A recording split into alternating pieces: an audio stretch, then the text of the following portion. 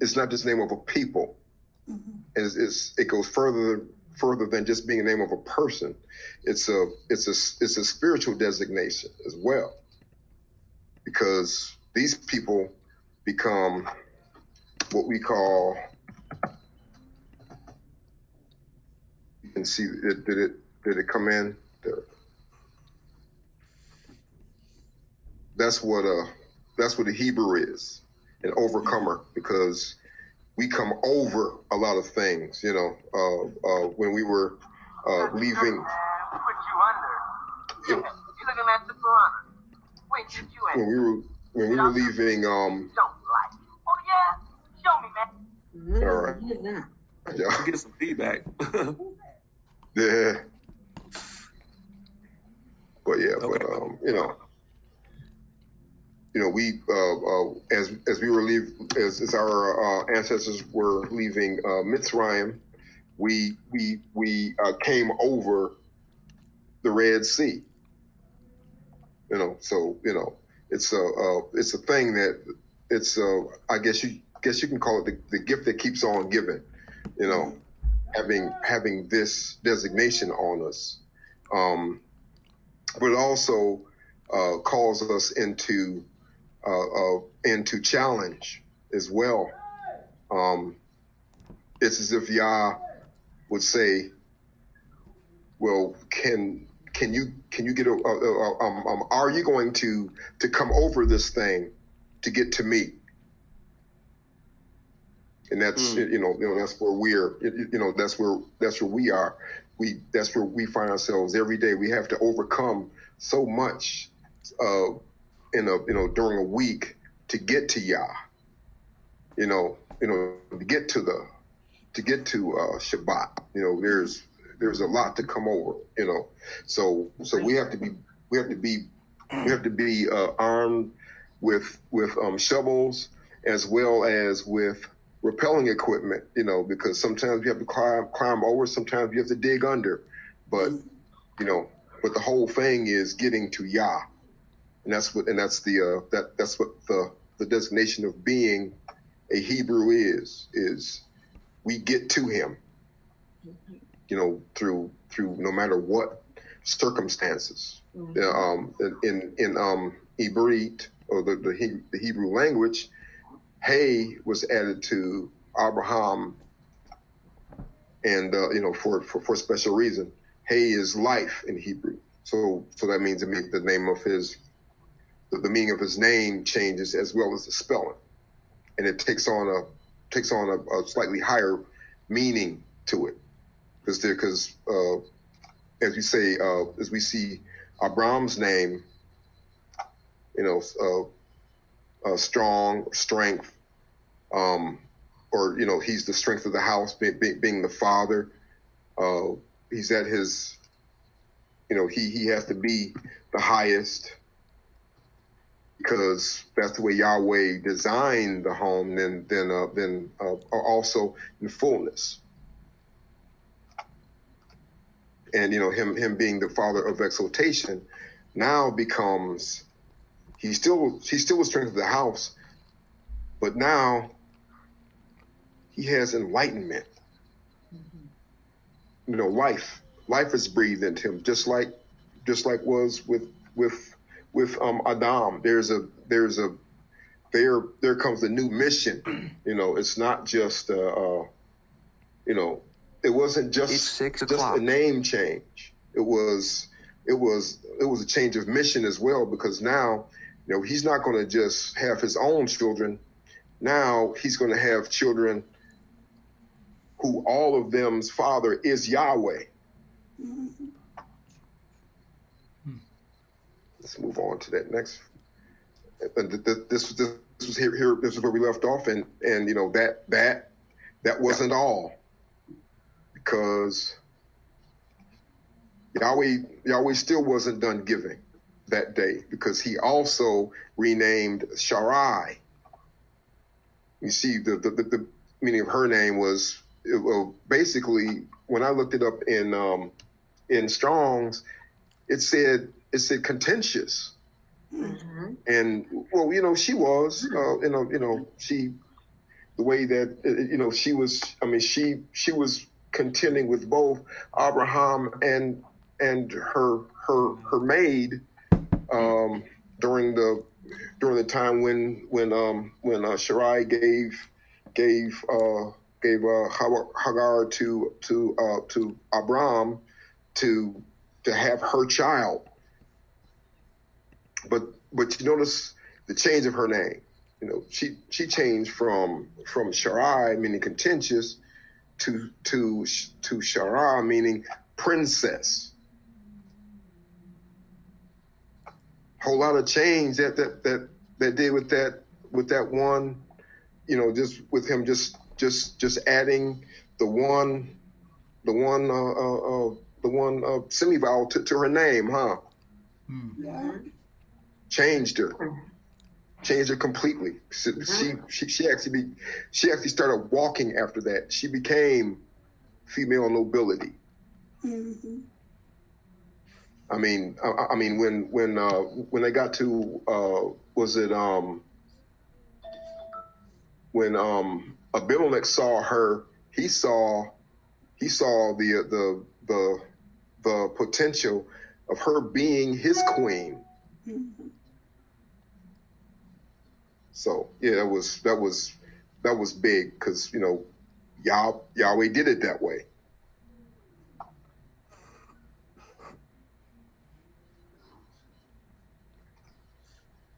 Now let's get ready to move to the next one, which is today's. We're at the Tower of Babylon, Migdal Babel. These were the 26 nation cities that descended from Shem from before the Tower of Babel that they're listed in Genesis chapter 10 verses 22 to 31. A further explanation is necessary though. Yah caused the original nations to disperse by dividing them with different languages because they rebelled against him with the building of the Tower of Babel in Genesis 11, 1 through 8.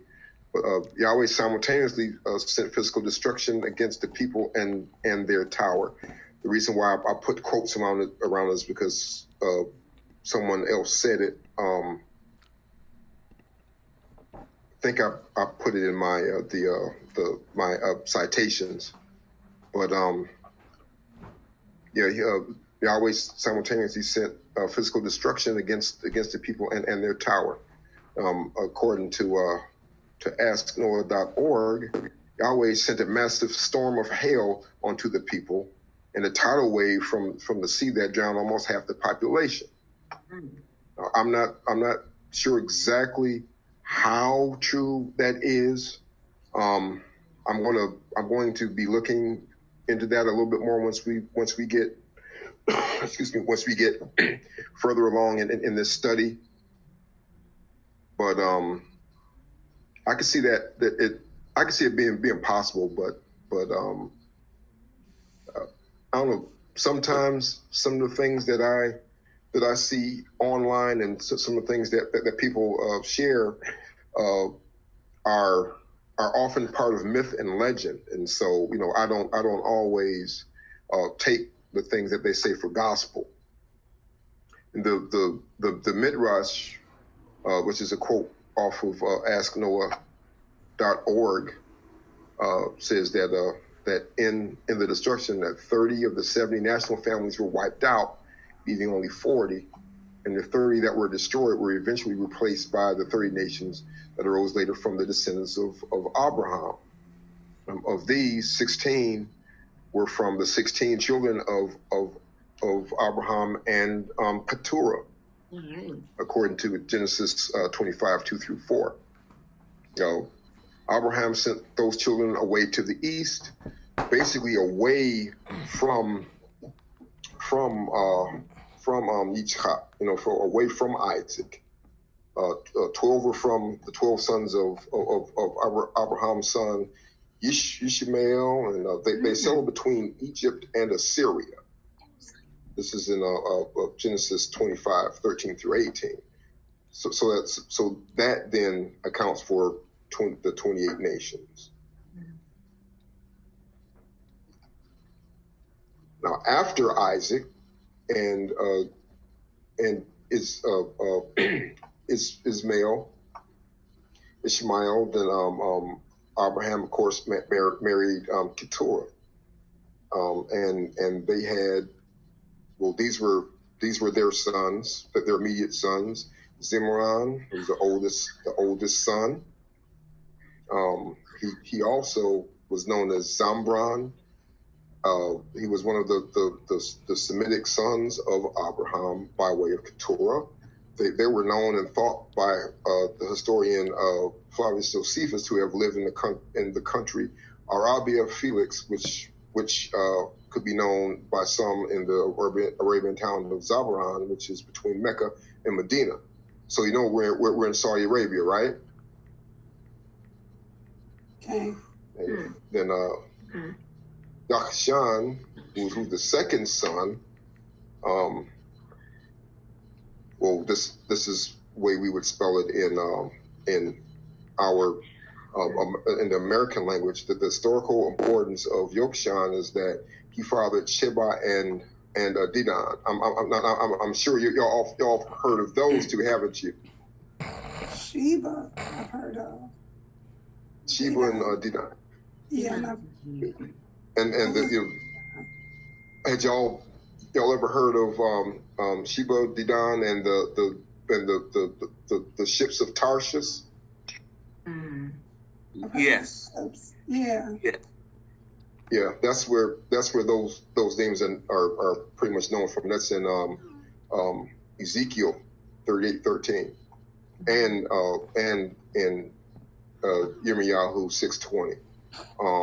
Well, these two came up in prophetic events in those books. Could someone grab Ezekiel 38:13? Another person grab Jeremiah 6:20. I just want to familiarize y'all with them. Well, I'm sure you probably heard them, but you know. I have Ezekiel 38:13. Mm-hmm. Sheba and Dedan and the merchants of Tarshish with all the young lions thereof shall say unto thee, art thou come to take a spoil? Hast thou gathered thy company to take a prey? To carry away silver and gold, to take away cattle and goods, to take a great spoil. And Jeremiah 6:20. Mm-hmm. To what purpose comes there to me frankincense from Sheba, and the sweet cane from a far country? Your burnt offerings are not acceptable, nor your sacrifices pleasing to me. Yeah, these are. See, they're the Sheba. We know for one thing. Mm-hmm. Mm-hmm. And that's exactly who came from them. But I would argue that you know the name, or, you know, her name. That's one of the things that threw me at first. Like, wait a minute, because I've heard her name and the son who she was supposed to have had with Solomon as well.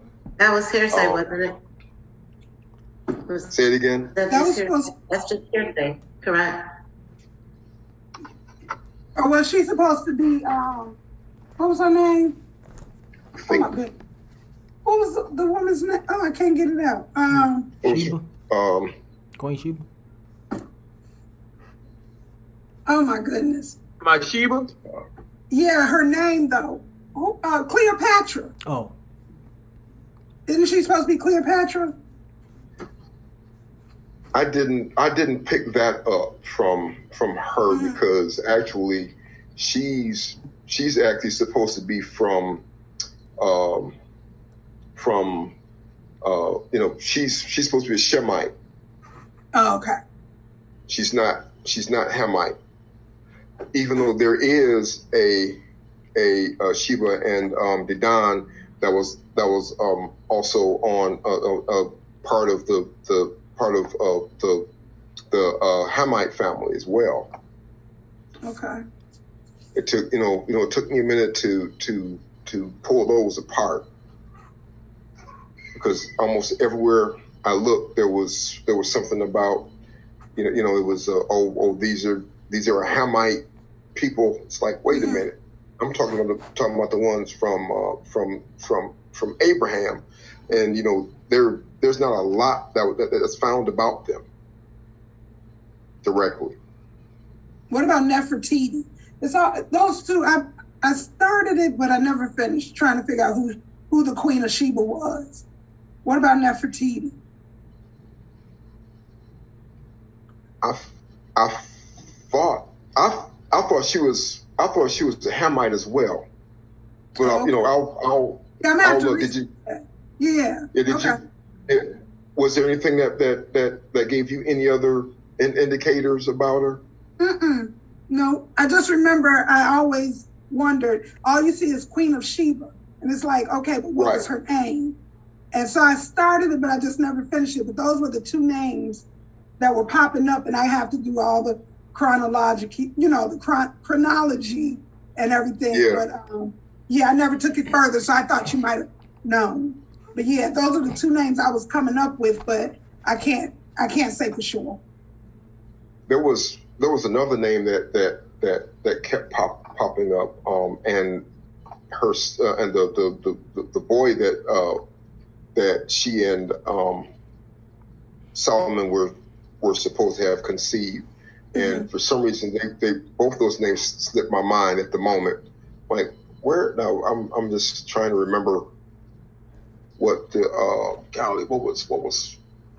what they say her name was. Let me see. Give me a sec. Let me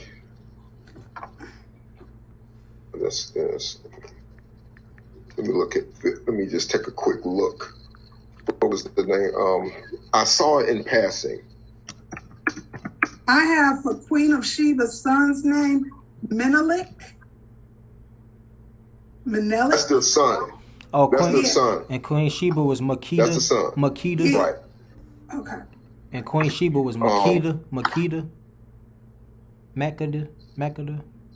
Yeah, that one. Yeah. Oh, okay. Makeda. Yeah. That was the other name. Yeah. Somehow those names got away from me, but those are the names. I'm glad. Shoot, bless y'all. Thank you.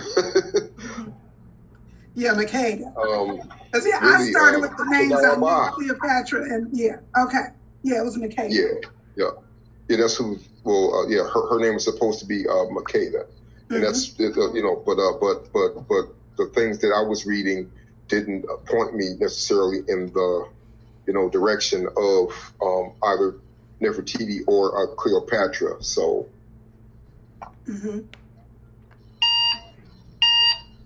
But on to the next. Now, I'm continuing, and actually, I should have gone through with these. Let me finish these guys up, and then the last Medan. There wasn't a whole lot found on him in the historical record, beside the fact that there was a city on an island of Sumatra, which is in Indonesia. That's about the only information I was able to find on him directly. Next time I'll do even more looking in the book of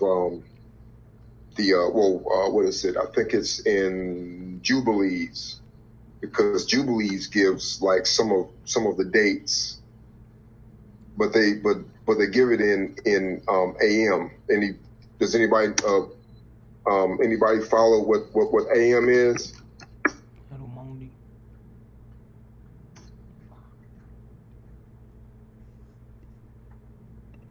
Yeah, we was talking about it last night. Adomoni.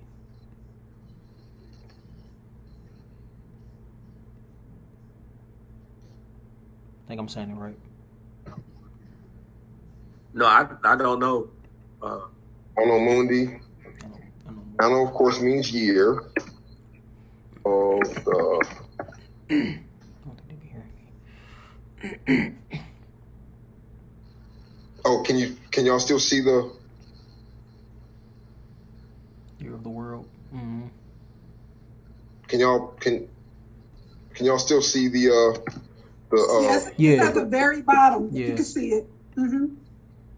yeah, Anno Mundi is year of the world. So anytime you read that in usually where you're going to find them at is in the book of the division, which is the book of Jubilees. You know, you're going to find AM, going to find AM next to some number, and that's the counting upward from creation.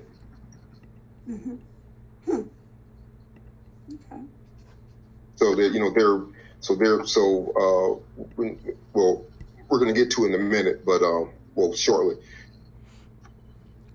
Now, Midian is a geographical place mentioned in both the Torah and the Quran, which you can see all the chapters and verses that they're contained in. It's and there are 23 more in the Torah. Now this of course is a Hebrew term which means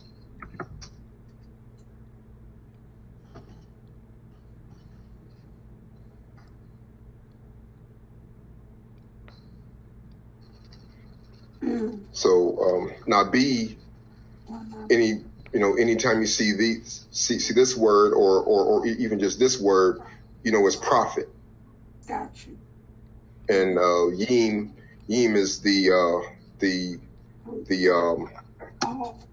masculine plural ending usually of Hebrew words. So anytime you see Im or Yim, those are usually the masculine endings for Hebrew words. There's only one other exception that's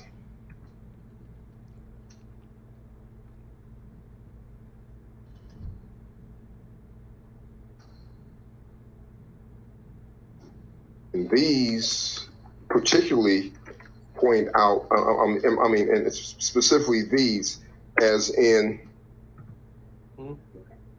just need to put it out. As in Mitzrayim, What?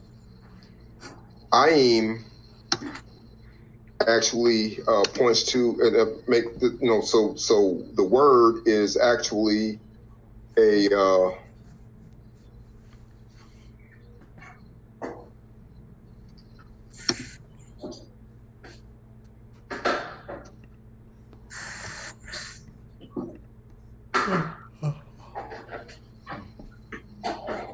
it's a dual. And what does that mean? What it means is that this word, in fact, let me use the most common one. That word is a dual. Anybody know or remember what this word means? Waters, Mayim. Or heavens. Right. Shemayim, but you'll notice that it ends in Mayim. That's the dual ending. Dual meaning that it can be for instance, Mayim can either be a drop of water or it can be a body of water. It speaks to them both simultaneously, almost like that's Mayim Kaim, right? Huh? Mayim Kaim. Mm-hmm. Well, that's rivers. We always put. Wait, I'm sorry. Go ahead. Go ahead. That's rivers of flowing water, right? Mayim Kaim. Yep. Yeah. Mayim Kaim. Yep. Mm-hmm. Now this right now these words can be, well, in American, these can be known as duals as well, because you don't always hear people say this, do you? No. You don't always hear people say that, do you? Right. How many fishes you catch? 10. Oh man, you caught 10 fish today? Wow. You don't usually hear people say fishes. Right.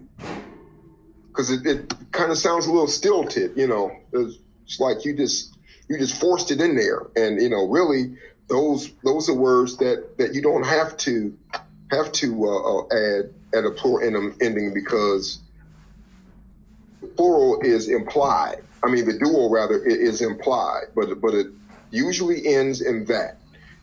And in fact,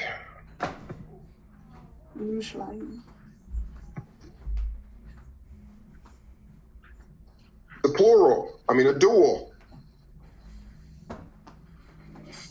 Why? Because there was a and a, right? Right. It's because there was to the north there was the 10 tribes, right? Mm-hmm. And then to the south there were the 2 tribes, mm-hmm. right? Okay. That's why that's what those duals, they give actually additional meaning to the 2 words. And you have to get used to that when you hear Hebrew, because sometimes sometimes some of the words that we say in Hebrew are going to be duals. We're not used to that in this language, so we don't get them a lot in American. So, mm-hmm. And then, well, let's move on to Yishbak. Well, first, now the city of Midian is said to be in the northwest Arabian Peninsula. It's them who are the Midianites, sons of Abraham. Therefore, check this out. In the story of Yosef and his brothers sold him to the Midianites, right? Who were sons of Abraham. Yeah. Oh, the Midianites you was talking about. Yep, the Midianites. That's where they were, and that was who they were. They were sons of Midian, his grandfather. Mm-hmm. Right. The priest. Right. Yep, they were sons of Yosef's grandfather Abraham. So all of these nations come back. They all wind up coming full circle at the end of it all. Let's move on to Yishbak. He's the 5th son. Of course, we don't use that letter in anything in Hebrew. Jozabak, and very little is known about him and his families, besides that they have multiplied among their brothers. So they became small cities actually in the Arabian Peninsula, or basically Saudi Arabia. And Shuach, according to historians, appears to have separated from his brothers and not going into what we call Saudi Arabia. Instead, he ventured north into Mesopotamia, which is modern day Iraq and Iran. And more on Shua. There are many Shuachs in the Bible, but Job's friend Bildad was known as Shuhite. there was a female Shua of Canaan that Yehuda initially married.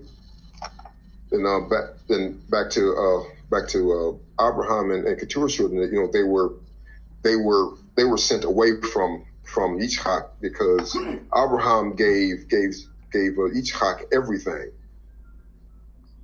So they were given gifts, and let's face it, you know, they're Abraham's sons, but the covenant passed to Isaac through Yahweh. For this reason, Abraham separated them from Isaac and gave the majority of possessions to Isaac, like I was just saying. And they moved to live in the East countries. So a little bit more on that. If you knew that you were going to give the oldest boy everything, would you send the others somewhere else? Probably. You know, let's say you had, let's say you had 6 or 7 sons, and but your oldest, you were told by Yah that this is the son of the covenant. What would you have done with the others? Would you send them away? Or what? I'm just interested in knowing. I probably would to keep down the confusion, because you already know who you're passing it on to. So go on and let the other ones establish their lives elsewhere, and the one that you want to keep closest to you to pass everything on, you keep near you. That's the way I would look at it. Sure. Anybody else? Yeah, I would too, because it's going to be some animosity. Right. Yeah. And it might be some attempted murder going on. Me personally, I would have split everything down the middle. What do you? But I couldn't do that. That was the Right. Go with what y'all said. It wasn't an option. Tell me about it. Yeah, that's trying to decisions. But yeah, but yeah. He didn't send them away empty. He didn't send them away empty. They still have things. Right. So yeah. Right. Exactly. Yeah. Yeah. Yep. They were given gifts, and that's a good thing, because because there could have been much more animosity and stuff, but we all know Abraham to not just be a warrior, but he was also a kind man, so of course he spread that kindness forth to his children, because of course you have him living as part of Yahweh's family, of course, because he basically experienced kindness every day of his life, didn't he, Abraham? Okay. Now, in the 42nd Jubilee, the first year of the 7th week, Abraham called Ishmael, between these years, AM, which meant 2,052 years, or somewhere between 2052 and 2045, since the day of creation, and his 12 sons, and Yitzchak and his 2 sons, and the 6 sons of Keturah and their sons. And so he had everybody gathered to him. And he commanded them that they should observe the way of Yahweh, that they should work righteousness and love each his neighbor and act on this manner amongst all men, that they should each soul walk with regard to them as to do judgment and righteousness on the earth. Anybody got any thoughts on that one?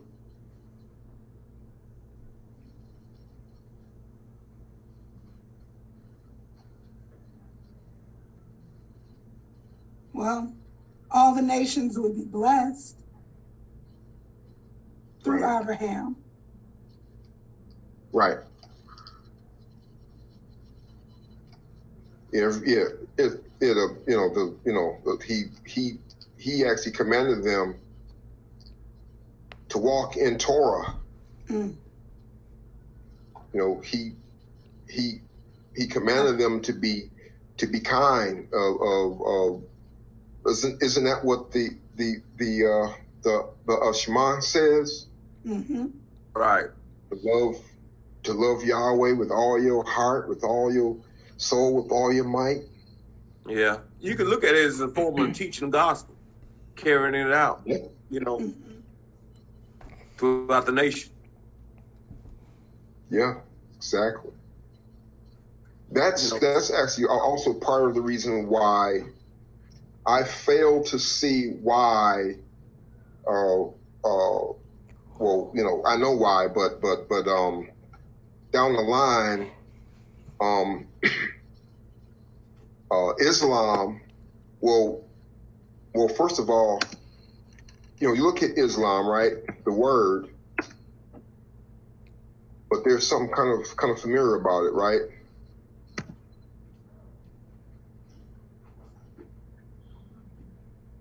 Yeah, got the shalom in that. Shalom. It is. That's exactly what it is. Yeah. That was what it meant. Peace, wholeness, nothing out of place. Everything in its exact place. So honestly, because he's a son of Abraham, wouldn't you expect him to have been walking in that? Mm-hmm. Mm-hmm. Yep. Come on now, give me some thoughts on that. What does Islam mean now, though? It's not that that's not what it means, but look at what's happening in Islam right now. Mm-hmm. There's no peace. I mean, talking about the radicalization of Islam. Right. Yeah, there is no peace. Right. Islam was never meant to be peaceful. The Quran, if you read it, the Quran is full of, violence as far as, looking at anybody who's not in the Islam religion, you're the enemy. So a lot of people who, a lot of Muslims who really read the Quran, they're really reading it correctly. So when you hear these Muslims talking about it's peaceful, and that's a lie. It's not peaceful. It's that's why they were so easily to attack Israelites and to either have them to submit to Islam or die as martyrs. See? Yeah. So our belief system, our faith, it don't call for that unless you mess with it. Never did. Exactly. Right. And that's my thing. It's that's why I asked that question. There was something that happened back in the days of what's his name, that caused that. Even in this man's day, it was there was. I mean, thing is, just like Yah actually named him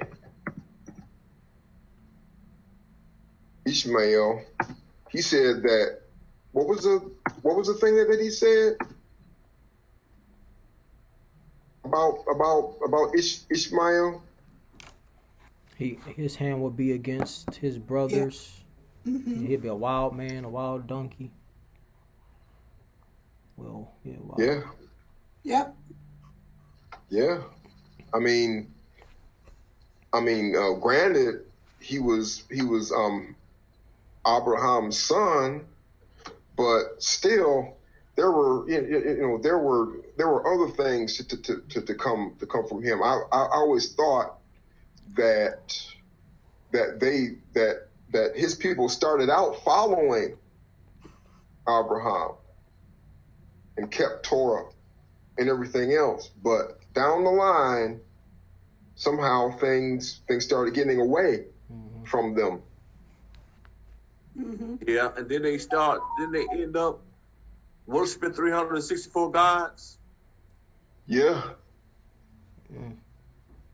And that's why the Prophet Muhammad was set up to in other words, to control them, to submit to one monolithic God by the Roman Catholic Church. Right. What was his name? Ali. I forgot his name. It's that quick. I mentioned him before a couple of weeks ago. The one that testified against the Catholic Church. You know, one of the things that he shared was about the fact that Islam became a daughter of the Catholic Church. Right. It's probably in this book, with Joaquin. The Great Controversy is probably in here. Was it in there? Okay, that's well dealing with the Reformation and all that stuff. The Reformation and stuff, yeah. Well, that was the Catholic Church trying to force Europe and everybody else really into being, following after the Catholicism. Right. Because those were the Inquisitions.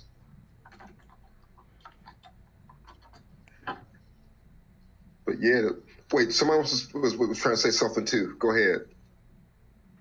Mm-mm. No, I was trying to remember the name of the man you were talking about. It started with a D. Let me see if I can find his thing real fast. It kind of sound. I think it was Italian. Oh, it was. Yeah, it was in this. Wait a minute. Did you have his name in these slides?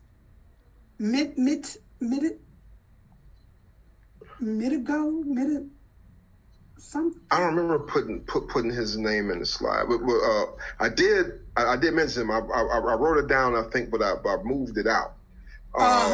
You might have typed it in and then took it out. Yeah. I'm just to show you all the name. Good, great. He, consequently, this man, I think he was assassinated in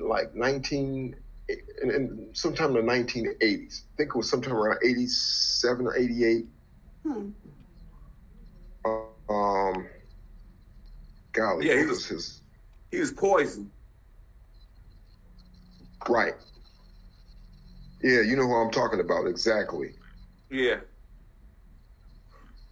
But somehow I can't call it. It's coming though. What was he, a pope? I don't. No. Oh. Okay. No, he was a priest though. He was never a pope. He was a priest. Okay. But then he got. I mean, man, look, popes can't get out of it. Popes are not allowed to even try to get out of it because, it's just like being a Mason. Once you in at some point, you wait a minute, y'all. What was the name of that movie? In Too Deep. Yeah, you be in too deep. after Alberto Riviera. There you go. Alberto Rivera, yep. Father Rivera, yep.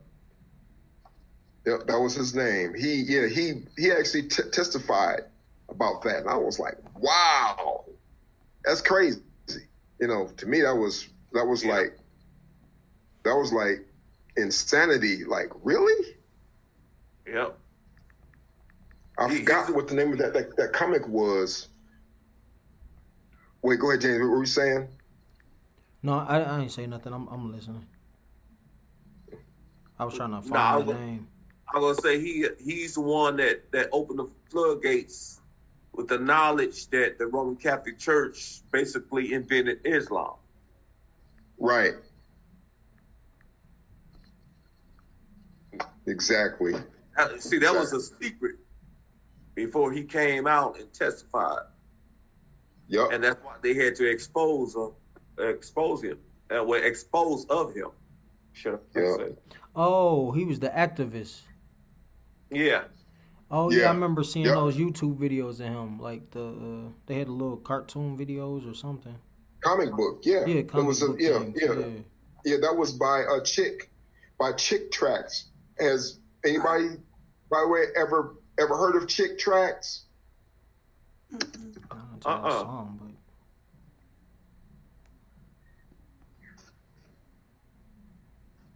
Okay. Chick Tracks. They see, Mr. Chick was the guy. You know, he wrote those tracks that people would leave in hotel rooms and taxi cabs and places like that people read to want to come to the Lord and everything. Yeah. Heard of that. Yep. Yeah, that's what those were known as. Chick Tracks. And he kind of did them in the like in a comic book. Mm-hmm. But it was miniature, and and it had a story and everything. And I used to collect them, but I wound up, when you move around a lot, like I did, especially when I was in the military, sometimes stuff come up missing, And that was one of the things I hated. I'm like, man, where are my Chick Tracks at? Couldn't find them. They all small. At any rate, that's the that's the guy who took on Father Rivera's testimony about the Catholic Church.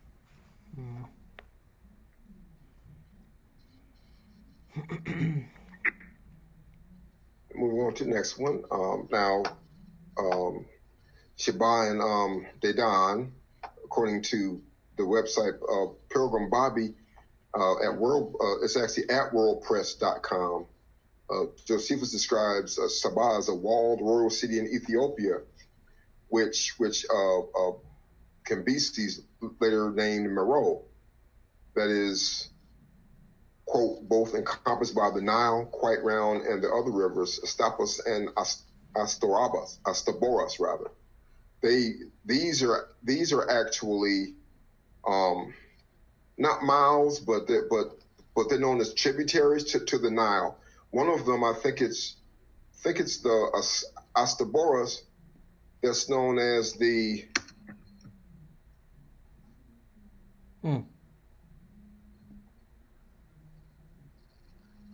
and the Astapus is known as the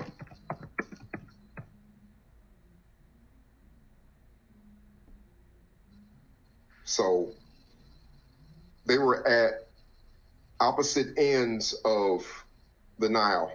And what was wait a minute, y'all know the unique thing about the Nile? What's that? That it didn't flow from north to south. It flowed from south to north. Only river. Mm.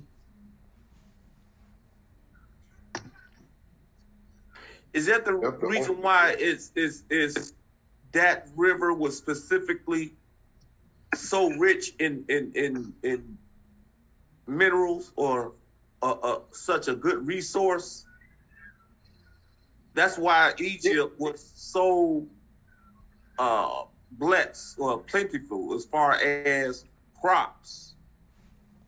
Is that the reason why? Yeah. Because it flowed that way? It was special? It was completely different. It was completely different. It's just like my favorite fish. Mm. You know that because that fish swims upstream, right? Mm. Only fish. It's against the current. Yup, it flows against the current. Sure does. He swims against the current, and he's the only one of those fish who actually revisit where they were born to die. Mm-hmm. So he comes full circle. Mm-hmm. Mm. You know, no matter where he goes, he always winds up coming back to that spot where he was born in order to die. What else does that? Mm. Elephants. Mm. Yeah, elephants go back to their birthplace. Not if they to stuck die at the as zoo. well. Huh? Not if they stuck at the zoo. All right. Oh, All right. that's terrible. It's terrible. Get him out that zoo. Man, you know what I'm talking about, a wild animal. Yeah, Come I on, know. man. I know. Yeah, that stuff is like, I mean, when you get into reading things like that, you wind up, it's like, what? Really? And stuff that you never knew before. You just, I mean, even if you never intended to find it, there it is. See, they live like right around the Nile, affording protection from foreign armies and river floods. Because usually it's the rivers that flow from north to south that flood. It's the only river that flows from south to north. It's the conquest of Saba that brings great fame to Moshe, simultaneously exposing his servile childhood. And whatever genealogy, either Hamite or Shemite, a theological claim to fame for this biblical land is of course, Makeda, who traveled to Jerusalem with a large caravan of precious stones, spices, and gold, ostensibly to learn, from the wisdom of Shlomo, but more crucially with respect to genealogy, to dalliance with the Israelite king. And y'all know what that means.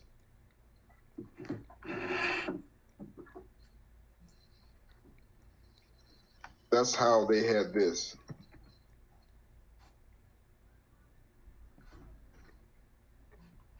In fact,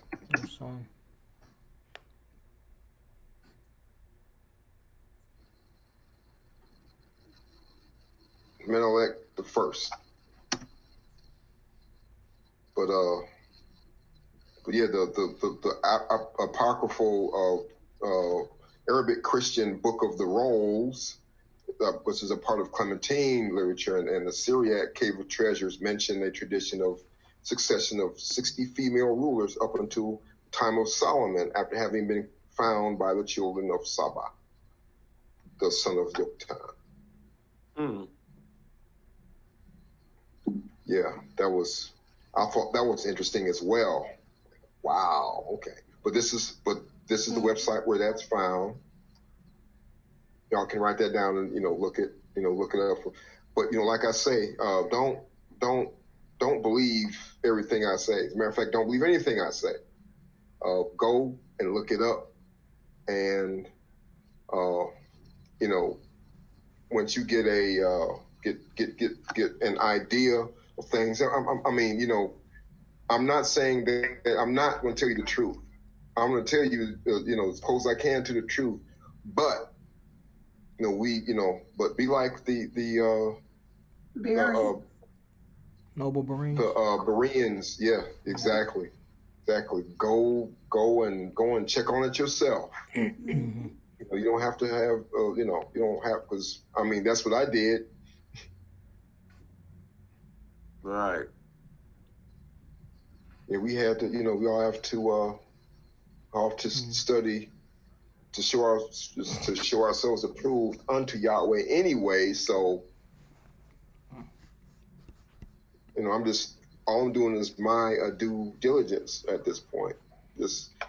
I mean, you know, I love y'all, and I would never just tell you anything for the sake of telling you anything, because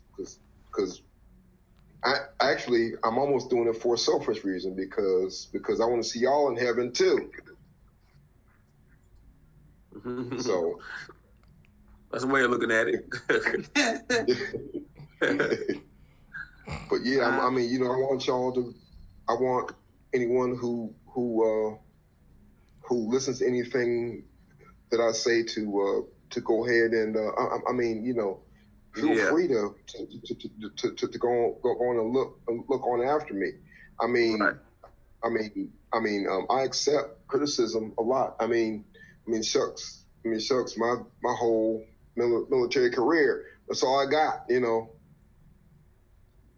Airman, did you just come down here to piss me off? You know, people do all kind of stuff to get in your head and you know, to throw you off. But you know, only those who can stand, you know, being lambasted in front of everybody. You know, only they wind up deserving to be those, you know, with rank and stuff. So, right. But there's a time and place for everything. Though everything got to be done in decency and order. Yeah, absolutely. So, you know, there's order. We disagree. We understand. Just we'll keep it in order. Yeah, you keep being selfish.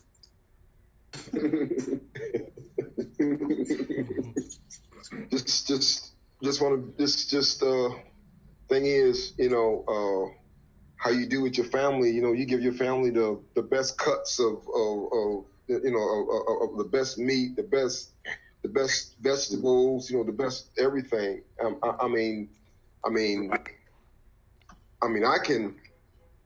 understand that when you do that, you're making a sacrifice. You sacrifice yourself, but then isn't that what Yah calls us to do anyway? Mm-hmm. Correct.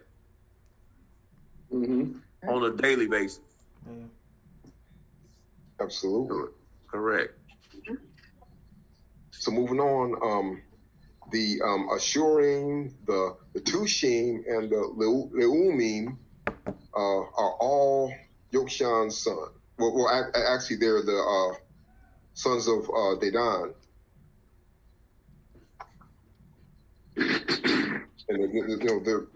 And these, you know, the 6 sons represent the prophetic destiny of the descendants of Keturah in the Arab Peninsula. Now the sons of Keturah, who they call Abraham's concubine. I'm not sure why they call her concubine, but you know, she had these boys, and these were all the sons who wound up populating the East nations. And then, of course, there's Midian, who these were his sons. See, the seed of Abraham to the time of this, you know, all the way to the time of the judges. Midian was a son of Abraham by a Keturah. The him were, well, I left it the way that it was because that's what the quote was. So, I don't necessarily agree with this word now being there, but what word are you talking about? I believe she was talking about? concubine. Concubine. Because Sarah died and did not commit adultery, so she's still technically his wife. So any woman that came after her would be a concubine. Although she was dead, he wasn't dead. So the marriage is still, if that makes sense. I can share some information with you, but from all my studies, Keturah and Hagar are the same exact person. Okay. I have lots of information on that stuff. Hagar was not her name. That's fine. Share it, bro. No. I mean, you're teaching, man. Listen. I try to keep balance on what it is I should say. I just, if you ask me something to say something, I'll say it. But if you're teaching, it's not my job just to come in there and just say whatever. I mean, there's a difference between, in my mind, there's a difference between chop it up and there's a difference between teaching. Mm-hmm. So, like with Ezra, the scripture says that Ezra stood up and gave the people the sense of the word. There's a difference when you're standing up and teaching, sitting down and teaching. There are different teaching settings. There are teaching settings where women can talk in, women can't talk in. So I'm always aware of the setting I'm in. Every setting is not for me to speak. Now, if you're the teacher and you say, hey, can you say something? That's something different. But my mindset is always, you're now, when Amath said, okay, Joaquin, now it's time for you to teach. That moved from a chop it up to teaching. So now my mindset is different than, what's going on. But Hagar, when you look at the term Hagar, especially in the Aramaic whatsoever, it spoke to her. And I don't have a way to share screens or stuff, but I can give you the information that I have from the Midrash as well as the Targum. But when you look at the text there, especially in the Studigia, when you look at her line, Hagar, I see why it says concubine, because that wasn't her name. That she had at one point, because of servitude, adopted and was called the title. When you look at her word, when you go down further and see who he married, Keturah, after she went into Arabia, that she adopted that name. So the issue is, so all of my studies have indicated, and I got a couple pages on it. I haven't looked at this stuff in years, but I can go back and get it out, whatever. But from my studies, when I was looking at the term concubine, I had an issue with it too. And this Yahweh told me how to go back and find that she and her are the same. They're the same person.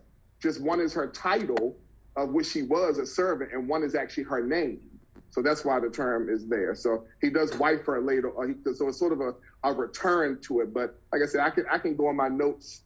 I can go in my notes and text you over what I have, but I can't I would have to show you the language and show you the information I have on it. But just, that's why I believe the term is there. It's okay there because they're exactly the same person. But, that's just on my stuff. That's news to me. Yeah. It was news to me when I found out. Yeah. And I don't know, somebody mentioned this, but I don't know, but wasn't Hagar, she the daughter of Pharaoh? Let me go back in my notes. Hold on, let me see if I can find. It's 7 o'clock. I believe I read that she was the daughter of Pharaoh. She was given to Abraham as a gift. Mm-hmm.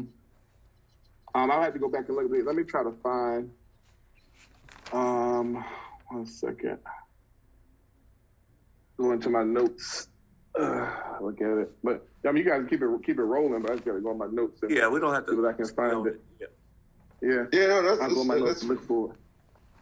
But yeah, when I looked at it, and I did the research, it definitely came out to be that. I mean, I'm quite 100% sure it is. I just have to go back and I haven't looked at that in a very, very long time. But I just know whenever people mention that, I hear it and I already know that, okay, well, it's because they don't know that they're the same person.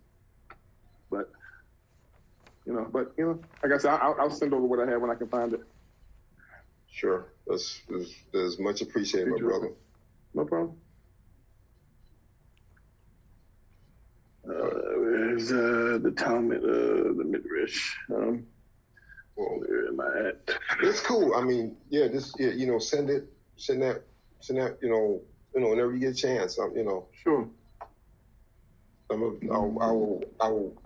will definitely sit there and I will assimilate that into my teaching. I didn't because now which terminology is her servitude name? Is it just the term Hagar? Hagar.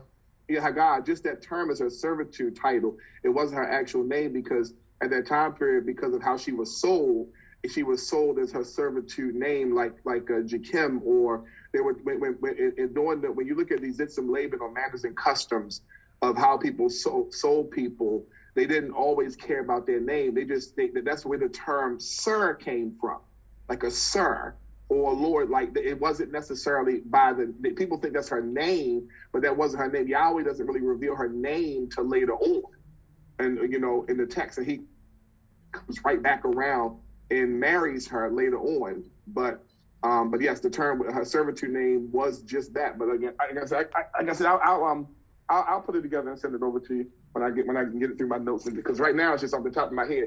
I just know every time that topic comes up, it's a sensitive topic for me because I just know, like, oh, okay, well, this is the reason people are having issues with it because they just don't know. I had the same issue, and I just had to seek Yahweh about it in my studies because I'm looking at the term concubine. I went further into the word. I looked at the word, like you said, let me relook at the Hebrew word for concubine. Let me look at this word again, the Aramaic, and I was uneasy in my spirit about it. And I was like, Yahweh, can you show me why this is the case?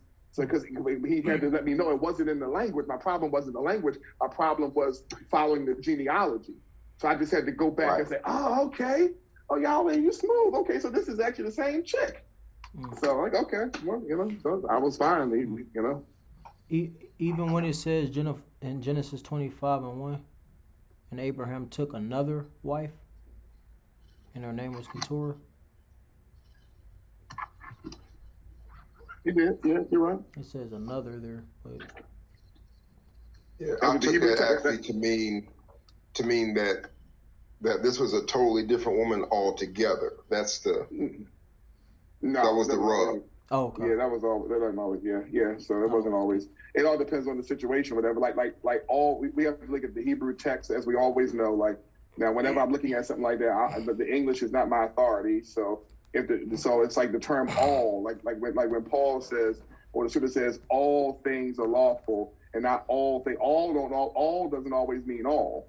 It has to deal with the context of what's going on. So yes, but. How did he take her as a wife? You know what I'm saying? Because of what even went on. But yes, I guess I'll send the information over. But I'm not moved by those terms. Don't scare me. It doesn't change because I have to still look at inductive and deductive. Like if I look like it says like with the whole concept of when you look at Genesis as it relates to saying whether it was a worldwide flood or a regional flood, we have to take our mindset.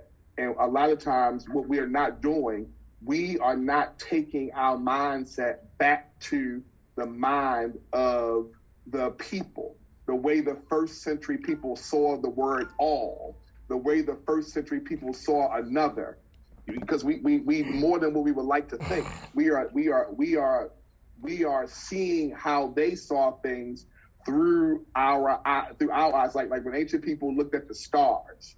They looked at the stars and they saw the stars to be alive.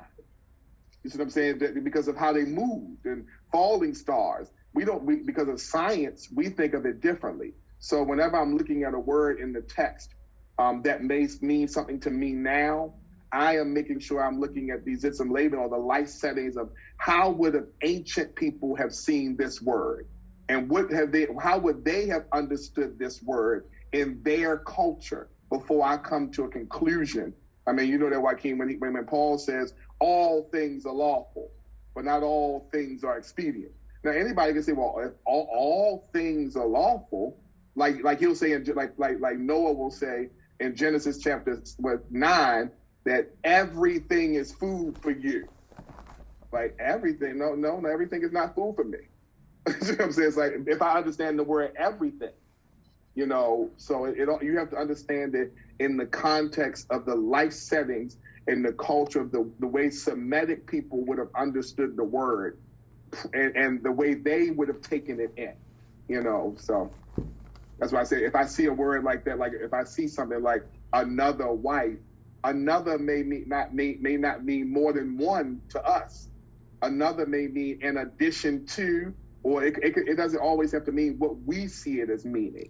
So I always make sure that I'm not looking at a word, you know, through and the Parquet Avot taught me that, you know, how to see things, you know. But and I'm not saying you're wrong. I'm just saying, like I said, once I get I can get the information together. You know, we're in Genesis, Bereshit chapter. Oh no, that was never a problem. You know me by now that I accept that. I mean, you know, a correction. I mean, I'm not averse to it at all. I mean, no, Michelle. I mean, my own officers when I was in the military, you know, they, especially your training instructors and those drill instructors, you know, they be all in your face, hollering, spitting all in your face and everything. You got to hold your cool and stand there and understand what they were saying without knocking his head off, you know. Yeah, you're right. So you're right. Yeah, I agree. That's never been a problem for me. And I agree with you. Like I said, I was military. I mean, really, I grew up. I mean, my mom's dad was military. My dad was military. I mean, what other route did I have? Right. Right. You're right. So. Yeah, and I know the Zohar because I'm looking at the Zohar at this point to the reference. I wrote it somewhere. It's like I wrote this stuff so long ago. Like I have. It says because if you look at Genesis 25, it says he took another wife. His name was Keturah. Hagar to the priestly. Because I look at, I'm trying to figure out where did I make that note at. Like I said, just go. You know, you can go and do your thing, and I'll at some point come across it where. Yeah. I have the note. I have it. Are we on 53? Is this 53 we're on? Yeah. Okay. Yeah. So Midrash. How you pronounce this? Sons of Midian. Yep, Midian. Yep. There you go. You got it. That's you know, I'm basically transliterating what's you know, the American back into the Hebrew. Oh, so, okay. Yeah, so it's a kind of you know, I guess you can call it yeah, it's a transliteration basically. Okay. Yeah, that's how I do it. Just for people to understand it.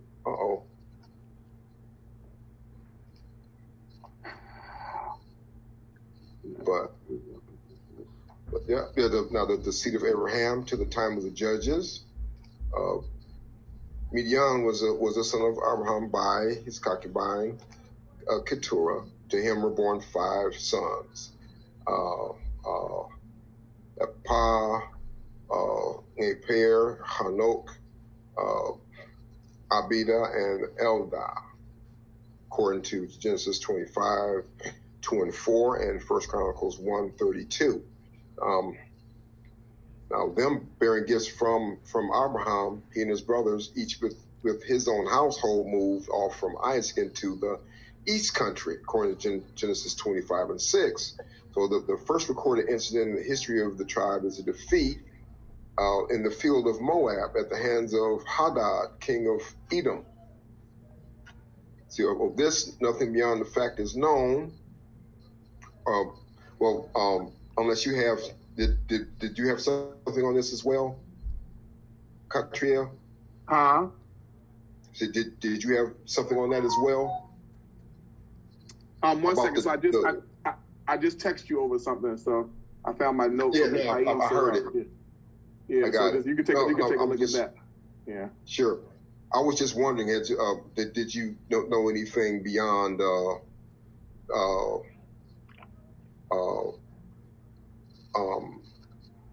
Midian's defeat at the hands of Edom?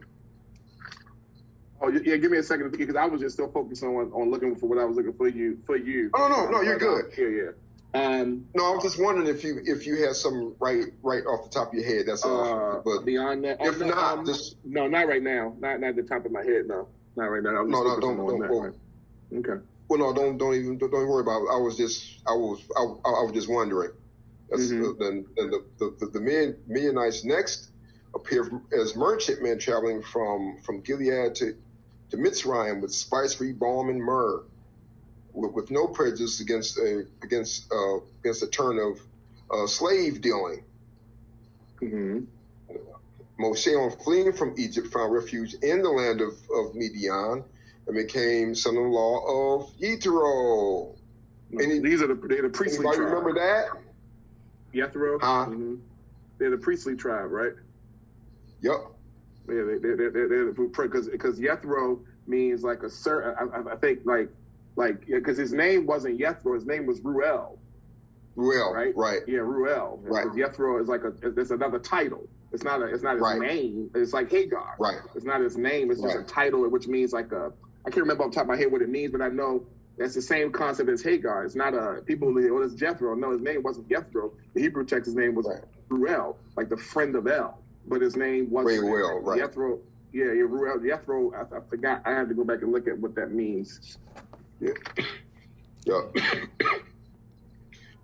So he basically had the same name as Reu, who we discussed earlier. But see how these names keep being handed down. There's another Hanok, right? Mm-hmm. Hanok. Well, that was originally.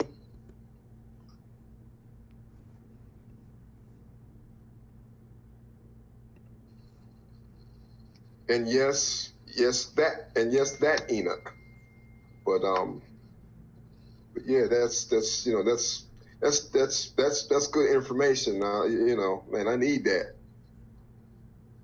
But when Moshe fled from Egypt, he met Yethro, the priest of Midian. And there he received his commission to Israel in Egypt. Mm-hmm. See, a Midianite familiar with the desert acted as a guide, or instead of eyes, to the children of Israel in their wilderness wanderings. Mm-hmm. Did y'all know that? Yes, that I did. Yep, I did. Mm-hmm. Yep, the friendly relations between Israel and Midian seem to have prevailed at first, had been ruptured when we find the elders of Midian acting with those of Moab and calling Balaam to curse Israel. Mm-hmm. So yeah, that's almost like in the same thought as but there came a Pharaoh which knew not Joseph, right? Mm-hmm. Yeah, absolutely. Right. Because of the grievous sin in which they seduced Israel on the shrewd device of Balaam, a war of vengeance was made against the Midianites, in which 5 of their chiefs perished. The males were ruthlessly slain, and Balaam was also put to death. This is in Numbers again. See, all that happened right there, in the name of the book and in the expression Bamidbar. It actually means in the wilderness. Numbers actually refer to the fact that there were millions of them that walked out of Mitzrayim. So we next hear of Midian as oppressing Israel for 7 years. So along with the Amalekites and the children of the east, they swarmed across the Jordan, and their multitudinous beasts swept up the produce of the earth. An overwhelming disaster befell this horde at the onset of Gideon's chosen men. Y'all remember? Wait, what was the name of the movie? What's that? What? I don't know. Let me make it big. Remember that movie? 300. Yeah. Yeah. Sparta. This is Sparta. Yeah. Well, they actually based that on Gideon. Of course, yeah, absolutely, yep. Most Greek mythology is based off of Hebraic accounts. all of the pantheon is based off of some Hebraic account.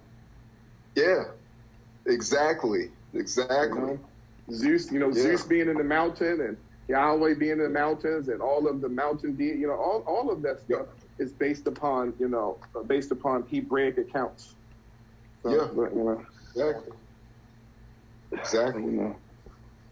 But Yeah, that's something not a lot of people know, but right. Well, and I know y'all know this, that let me just do this. It's it's in let me see. Let me do this. I'm gonna see if I can. Okay, this didn't make it big enough. I want to make it big enough so you guys could see it.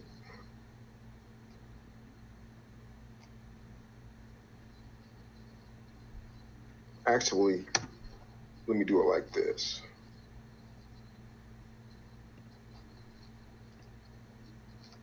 Just to show you something here real quick. Something I learned a while ago that to me, well, it wasn't shocking, but at the same time, when you're not, when you don't hear it at first, make it bigger so y'all can see it. Did you know that in ancient Greek, alpha is this letter turned the opposite way? I can't turn it the opposite way yet, but I'm going to learn how to do that, because most of ancient Greek is a mirror of Hebrew, and and just like Brother Catriel was saying, that's not just with the letters of the alphabet either. Their entire culture was basically a mirror of Hebrew. So is that would that be hard to conceive that their whole life is basically a mirror of our ancestors? Nope, not at all. Now, how many of y'all is that a shock? Not really. Or a not really surprise? shocked. Well, No, I don't mean you. I mean someone who never heard it before. Oh, okay, got you. Did anybody ever hear? Had anybody ever heard that before? Repeat that what you said, Joaquin. Have we heard said, what? Is it a shock that that every one of Greek concepts are a mirror of Hebrew concepts? Oh, not at all. Not at all. Because everything started with us.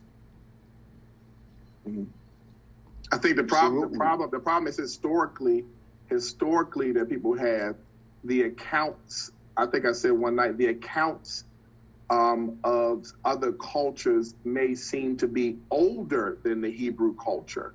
That's where the problem comes in. When you look at carbon dating and you look at the Epic of Gilgamesh and you look at Egyptology, where the problem comes in is that those things date further back than the Hebrew culture. So that's why scholarship will say that, well, the Hebrews got this from them. And the Hebrews got, and if you're looking at it from a human standpoint, that would be the correct way. But the Hebrew people didn't exist until Abraham.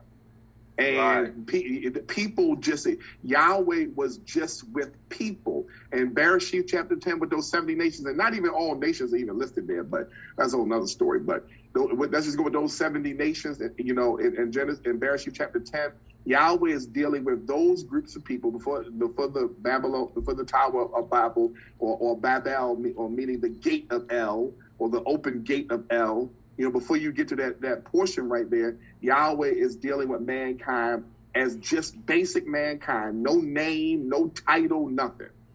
Then after mankind continues to go out of Yahweh's plan, he now needs to separate him out of that and call him, people needs to cross over from one way to the other, because mankind had gotten away from what his job was. His job was to make the rest of the world the Garden of Eden, or in the Hebrew, Gan Eden. The rest of the world, he was to reproduce it and make the rest of the world that way.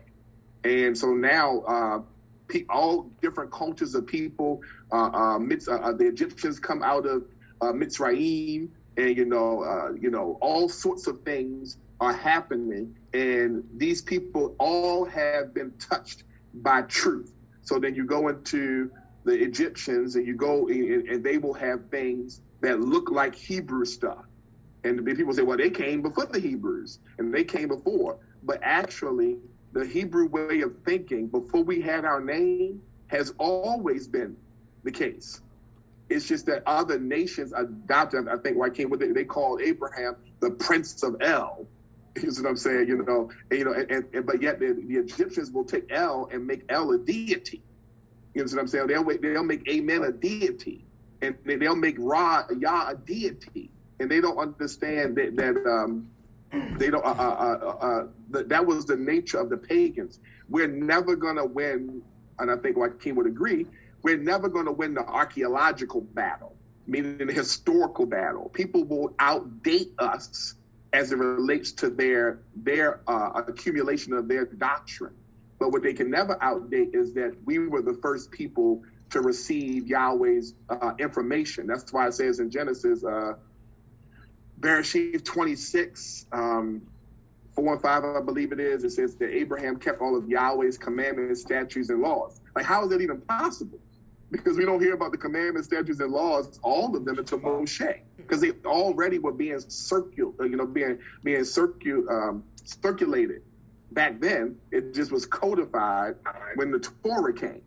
So now, some people, the pantheons, all these cultures will go, well, this is older than the book. This is older than the Bible. It doesn't make a difference. They got that from us before we were called Hebrews. They got that from us before we were called. So that's where the problem comes in. They adopted that from us. So the reason that Yahweh, I tell people this all the time, the reason that Yahweh has not allowed so much Hebraic archaeology, I mean, just to blow back the sands of time, so much of our archaeology is being protected. It ain't gonna seem this way, but it's being overseen and protected by Ishmael. So much of the Arab land that they own and have owned was Hebraically owned by the Hebrews. And Yahweh has strategically allowed the Arabs to oversee land in places that he don't want the Hebrews to have. Because if we ever find, what happens if we find the Ark of the Covenant too early? What happens if we find things too early? Because if we oversee the land and get our land back, that would go against prophecy. Yahweh has a time. So what he does is he allows your angry brother Ishmael to oversee certain areas of land. And if we ever occupy that land and start digging things would start coming out like nobody's business. Just one area of the Dead Sea Scrolls was dug. And as soon as that area was dug, we immediately find the Dead Sea Scrolls. So a lot of our things that we're looking for to prove Israel was in Egypt is all overseen by Ishmael in his land. And until Yahweh is ready for that to be overseen, you know, so that's why I'm never moved by that carbon dating and well, Egyptology is older. Yeah, on paper it's older, yeah. Yeah, but if Yahweh lets us find, because we have the truth, if we find out archaeology too fast, then the Messiah has to come. That's the problem. They don't have the truth. They can find all their archaeological facts. Our archaeological facts would awaken Israel faster than they need to be. Our archaeological facts would bring the truth faster than it needs to be, which would bring the end of the age. So it's fine for Christians and Jehovah's Witnesses and Muslims to have their history because they don't have no truth. There's nothing coming out of their archaeology. But when our archaeology is found, it awakens Israel more, and it awakens Israel more, and it brings prophecy along faster. So that's why I'm never moved by everything. The Greeks, the Egyptians, the Babylonians, they all, a Hebrew has touched everybody. Yahweh was always he took Joseph from the wilderness to the palace and took Moshe from the palace to the wilderness. He was always doing that. So.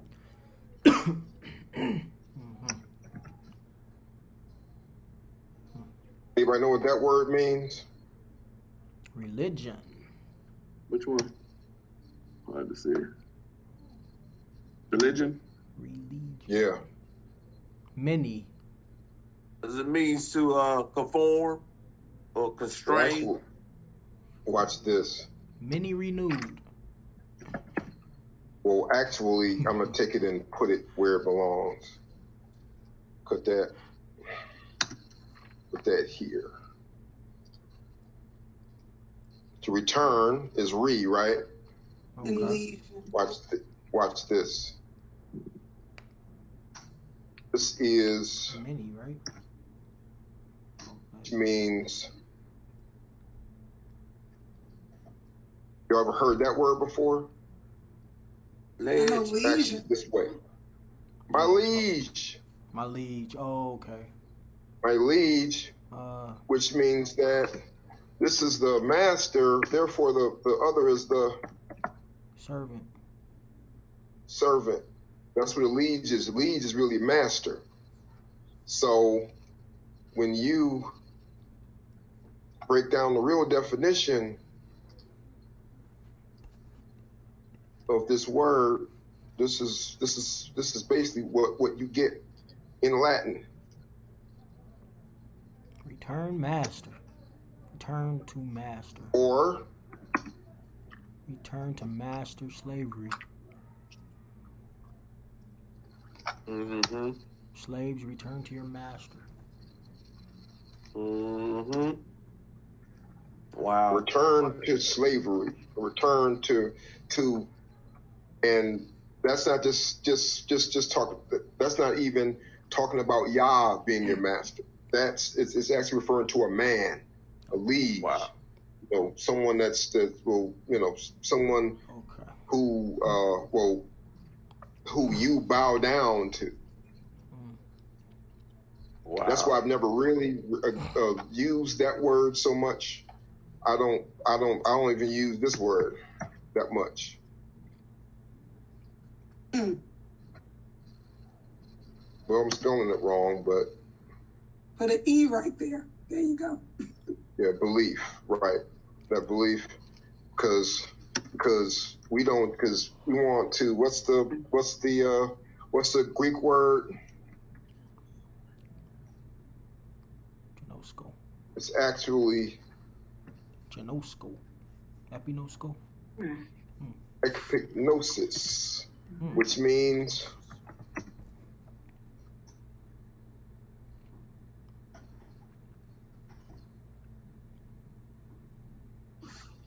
or to know thoroughly, to know them through and through.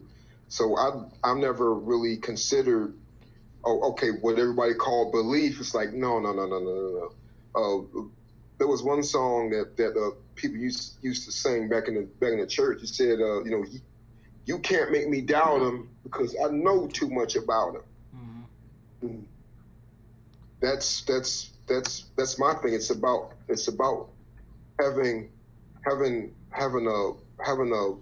gaining more and more knowledge of him.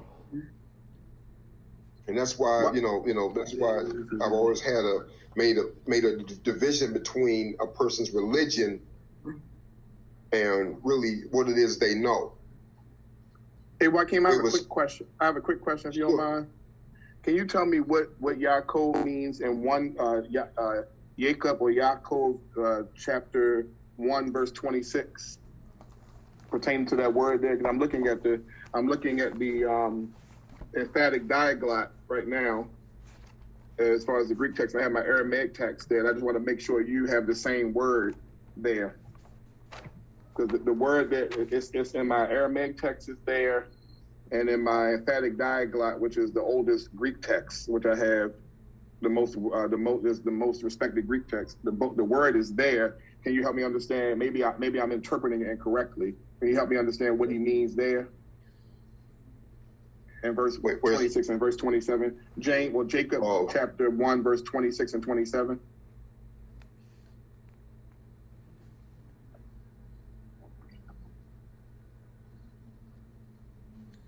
I wanted to go back to the Greek text to see whether the Greek text has it there. Is it using a different word? And I went back to the Aramaic text, and my Rashida text uses the same word there, religion. So James 1:26. And 27, because he uses the word there. He uses the word religion.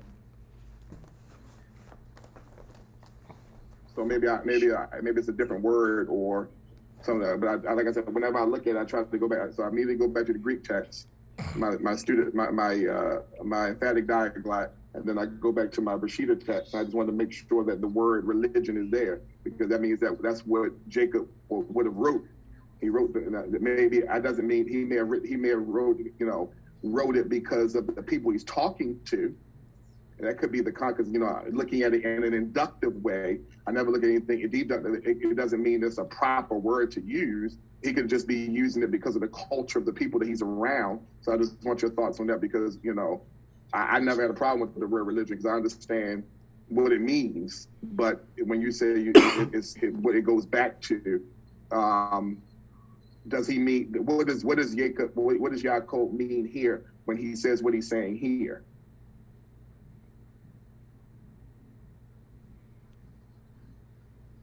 Is that Greek 2357 or 2356? I'm not looking at the Strong's, but I'm looking actually literally at the Greek, the literal Greek and the literal Hebrew. I'm not looking right now. It could be probably, but I'm looking at the actual text now.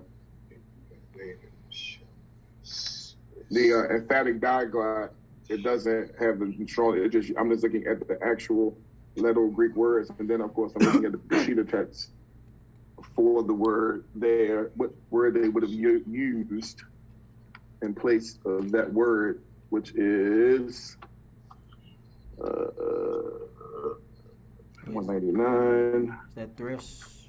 Let me see.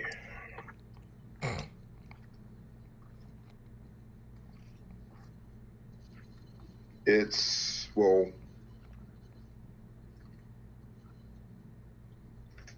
because I've got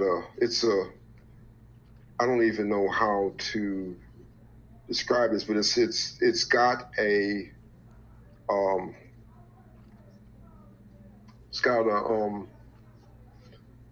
it's a sort of New Testament that's in Hebrew, but I don't actually. Let me see. It's only mentioned one time. A bed. That's.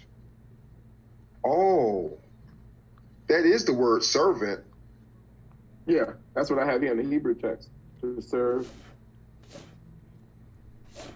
But it doesn't say. Well, see, this is because what the expression is Lihil Abed Elohim, and I don't see that in the actual text. I mean, the American. I guess that's why it was throwing me this just now. I'm like, wait a minute. Okay, then it has to be Abed then. Mm-hmm. Because he said to be a servant of Elohim, in other words. Mm-hmm. Right, or even a slave to him, or prisoner. That's what sure. I have a servant. Yeah, I have a slave servant, because the word Abed. Because when he says, if anyone think to be religious, because he's speaking out against people, he says, who does not restrain his tongue, but deludes his own heart, this man's religion is in vain. Pure religion, so he said, so religion can be pure and undefiled with the Elohim and Abba is this, to take the oversight for orphans and the widows. So Yaakov, he does indicate there that you can have pure religion. So I think, and that's why I looked at the Greek word. The Greek word does mean what you're saying, like to be a slave.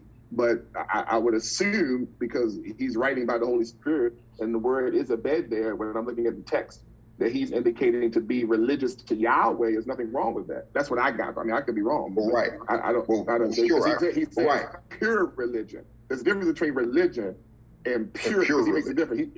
Because he says a man thinks to be religious. Then he says pure religion. So he's now putting the word kisik there to indicate that there's a difference. What's the is there